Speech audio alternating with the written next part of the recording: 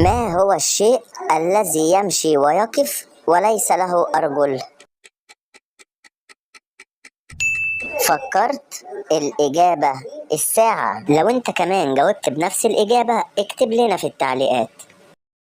شيء بتاعك أنت الناس بتستخدمه أكتر منك، إيه هو؟ فكرت؟ الإجابة اسمك.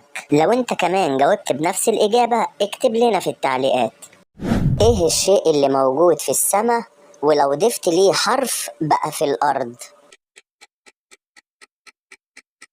فكرت؟ الإجابة اللي في السماء نجم واللي في الأرض منجم. لو أنت كمان جاوبت نفس الإجابة اكتب لنا في التعليقات. لو حليت اللغز ده فأنت فعلا عندك سرعة بديهة. يلا بينا. شيء ما بيتكلمش لكن لو كلمته يرد عليك، إيه هو؟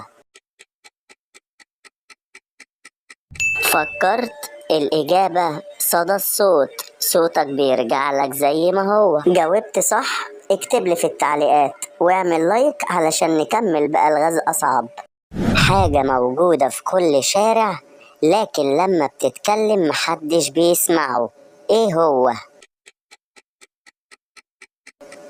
فكرت؟ الإجابة الظل. لو انت كمان جاوبت نفس الإجابة اكتب لنا في التعليقات. ايه الحاجة اللي ليها اسنان بس ما بتاكلش؟ برافو يا أصحابي، المشط. ولو انت كمان جاوبت كده اكتب لنا في التعليقات. ايه الحاجة اللي بتجري طول الوقت وما بتتعبش؟ فكرت؟ الإجابة الساعة. ولو انت كمان جاوبت كده اكتب لنا في التعليقات وما تنساش اللايك والاشتراك في القناة. ايه الحاجة اللي كل ما تكتر تمشي؟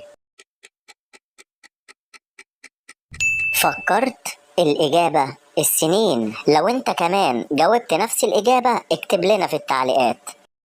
ما هو الشيء اللي كل ما خدت منه كبر؟ فكرت؟ الإجابة الحفرة. لو انت كمان جاوبت نفس الإجابة اكتب لنا في التعليقات.